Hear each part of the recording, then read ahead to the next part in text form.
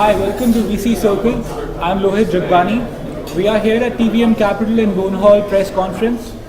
Just an introduction about TVM Capital first. TVM Capital is a German firm which started about 30 years ago. The private equity fund focuses investments in life science and healthcare and manages assets worth $1.8 billion. Recently, the company invested in India with Bone Hall and now plans to make more investments in the country. Here to discuss the investment plans and investment strategy, Dr. Helmut Schu, Chairman and CEO of TVM Capital. Hi, Dr. Schu, how are you? Thank you very much, Lohit, for the introduction and for the invitation. Explain the genesis of TVM Capital, how it started, and its journey till now. Yes, my pleasure. TVM Capital was founded in 1983 by Siemens AG from Germany, the big electronics company, and has gone through 30 years of investing in innovation, basically. We have looked at innovation in the product space with novel treatments for various diseases. We have looked at medical devices. We invested in diagnostics. And starting about 5 years ago, we decided we would take our innovation focus to emerging markets. We started to travel a lot to Far East Asia, to Taiwan, Korea, and China, to India, of course, to the Middle East. And we decided in 2009 to establish our first company outside of Europe and the US in Dubai. You have over $1 billion of assets under management. How is that divided between the United States, Europe, Middle East, Africa, India? Well, for the healthcare sector, if we start dividing it up, it's about $1.2 billion that we've raised and managed.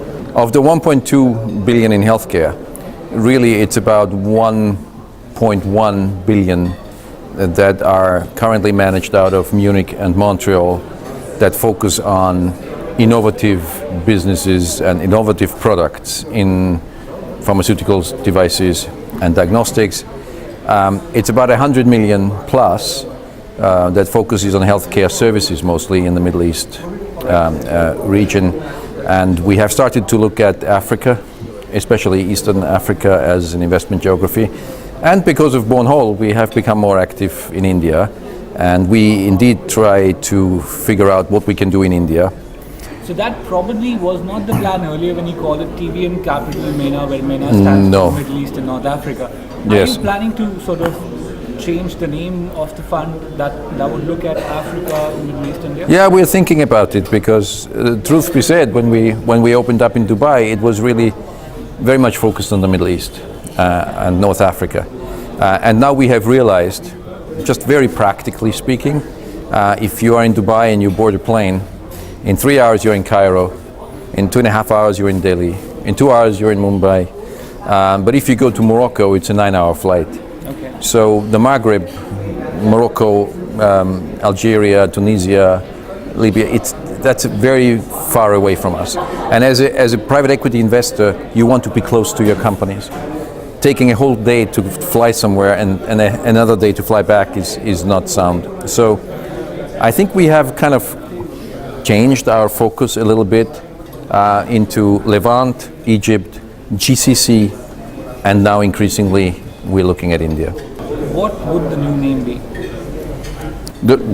If there is a new name, it would probably be TVM Capital Healthcare Partners or something along those lines, because that's what we do. We invest in healthcare and we are a partnership. And if we don't attach any geography to it, that's what it would be. Okay. So what is the corpus of TVM Capital MENA? Is it around 50 million? Yes, the first fund we've raised in a very, very difficult time for fundraisings. It was right in the middle of the financial crisis. We actually started fundraising in 2009, and we raised $50 million, which is a very small fund, even by our own internal standards, obviously. Our largest fund was $500 million, and that's a tenth of it. But it was still a good starting point. And as we developed our business model, we also tried to be innovative regarding our own business. And so we have developed a group of investors around us who actually like what we do, and who have committed substantial amounts of capital to the companies that we invested in. So in total, we have been able to syndicate from our fund and the investors around us about 120, 130 million. That will probably go up to 150 very soon. And in 2015, we intend to raise a second fund, which also is not going to be a very big one, because we don't necessarily believe in big funds. But we will continue to grow our group of investors. And speaking about India, we are more than interested in finding 2 or 3 very good investors from India who would be interested in working with us going forward and deploying capital with us. The new fund that you will raise in 2015, what is the target corpus for that fund, which is TVM Capital MENA? Did you say the target fund size? The target size for that fund. Size was probably more between 100 and 200 million and not 50. Between 100 and 200 million US dollars. But it's the same concept. The fund itself is not very big, but around that fund we will have a group of investors. Some of them will have invested in the fund, some of them may not have invested in the fund, and together with them our ability to actually make investments is probably going to be more like 300 or 400 million. Okay, so when you say you will co-invest with companies or partners in India, what kind of co-investors are you looking at? Our primary source of co-investments to date in the Middle East have been fund investors. Okay. So what we offer to our investors is an investment in the fund and a direct investment allocation alongside the fund. This is our established model. Of course, we would also be interested to work with existing venture capital or private equity companies in India, especially if they have deep knowledge in the industry and like us are focused, or the other way around, if they are generalist investors and they would like to bring a very experienced healthcare fund on board for an Indian investments in healthcare. How much have you earmarked for investment in India? We haven't earmarked anything, but in terms of making this a critical mass activity within TVM at large, the only thing I can say is that in the next 3-4 years, if we don't invest 100 to 150 million US dollars, it's probably not critical mass. But as you mentioned, be accurate to say that $150 million is the minimum of what you're looking to invest in India in the next 2 years. And that would probably be two to three investments in the first couple of years, yes. Okay. With Bonehole India, you have said that you would invest up to $100 million. What is your current investment in Bonehole? Our current total investment in Bonehole is around 25 million. We have all intentions of continuing to support the company financially. We are actually at the moment doing a smaller growth round of less than 10 million to take the next step in the next 6 months to 9 months. And we're preparing for a larger growth capital round, probably much larger round, towards the end of the year or first quarter of next year. Are you also open to incubating companies in India? Or would you be bringing companies from your portfolio yes, into India? Absolutely. We have spent 4 years to develop 4 companies in services. Bonehole in fertility, Pro Vita in ventilated mechanical, or in mechanical ventilation, ventilated care. We have actually spearheaded the development of a company called Cambridge Medical and Rehab Center, which does a very wide range of long-term care services. And with Manzil Healthcare Services, we are in home care and home nursing. Okay. And that all in the Middle East.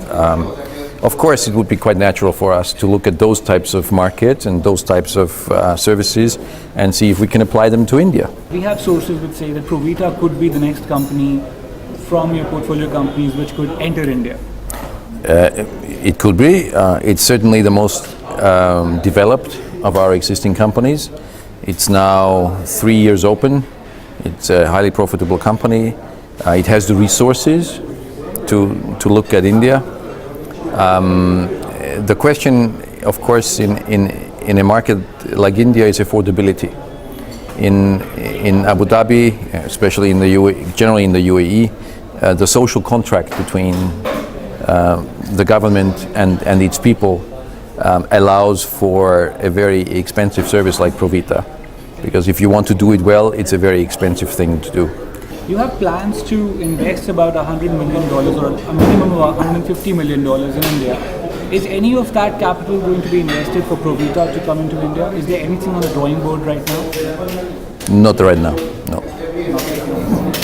We are actually, for Pro Vita and Cambridge, we're currently very much focused on growth within the GCC and into the Levant, especially Jordan, maybe Lebanon, maybe Egypt.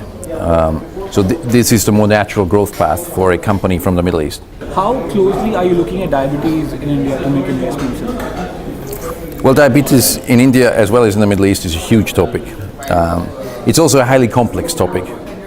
From early diagnosis to late diagnosis to treatment to counseling to end-stage renal disease treatment, kidney dialysis, to complications that go from blindness to amputation of legs and all the side effects that in late-stage diabetes. That's a huge area. What other segments in single specialty would you be looking at? And I just want to understand, is diabetes one of the important segments that you're going to look at, or is diabetes clearly a very, very important segment that you will be looking at? It's just one of the important segments. As I said, the breadth and the scope of the service is under debate. We've been looking at this for a while. We have looked at other companies that are in the space, like the Imperial College from London in Abu Dhabi and other players.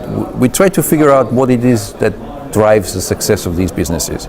Now, but there is many other things. I mean, eye care has obviously been a very successful segment in the Indian market that has been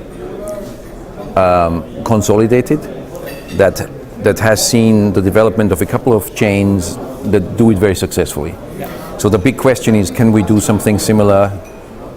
Is the Indian market the right market for doing it in dental? Or doing it in rehabilitation? Or doing it indeed in long-term care? Or in orthopedics? Or spine surgery? For TVM Capital as a whole, how much of the capital have you already deployed, and how much are you looking to deploy? What's left of the fund, of that over $1 billion fund? What's the dry powder left? At the moment, it's probably 250 million left. Okay, and the rest is deployed. Rest is deployed, but we are constantly, as I said, we're constantly raising new money. We are now raising in Montreal. We probably are going to raise very soon in Munich for a more European-centric fund, and in Dubai we're going to raise our next fund next year. So overall, what is the fundraising plan of TVM Capital in terms of corpus? What target corpus are you looking at for your next fundraising? Overall, it's our next, the number 7 Life Science Fund is going to be a $200 million fund. If we do something in Munich in the life science space, it will probably be 100, 150. In Dubai, as I said before, it's going to be also 150. So in the next two years, we want to raise a total of $500 million. Overall.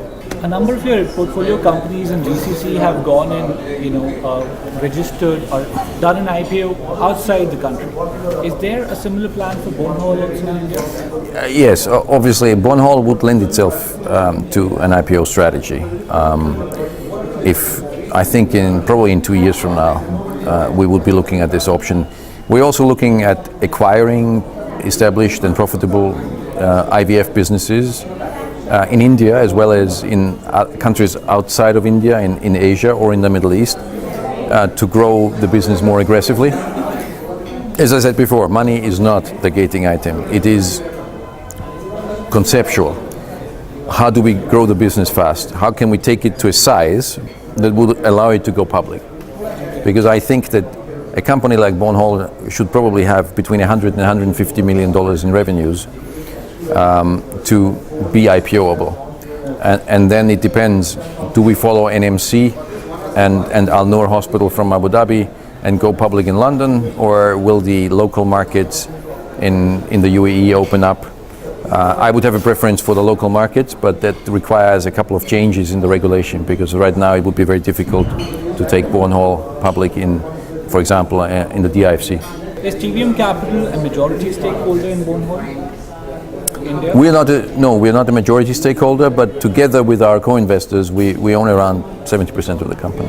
The rest is held by Bornhall in the UK and by management, because we always include management in the shareholding, so they either become founders or they are part of the employee stock option plan that we put in place. Okay.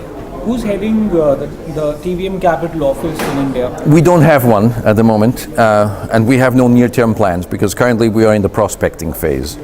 We are meeting people, we are looking at collaborating with a couple of healthcare professionals. It's too early to say who will be our TVM Capital person in India. But I believe that if we can do what I just said and invest those types of money, we probably will have not only one, but probably a number of people in the Indian market. But that's a little premature to talk about. All right. Best of luck for your venture and your investments in India. And thank you so much for giving us your time. Thank you very much. Thank you for the invitation. I really appreciate it.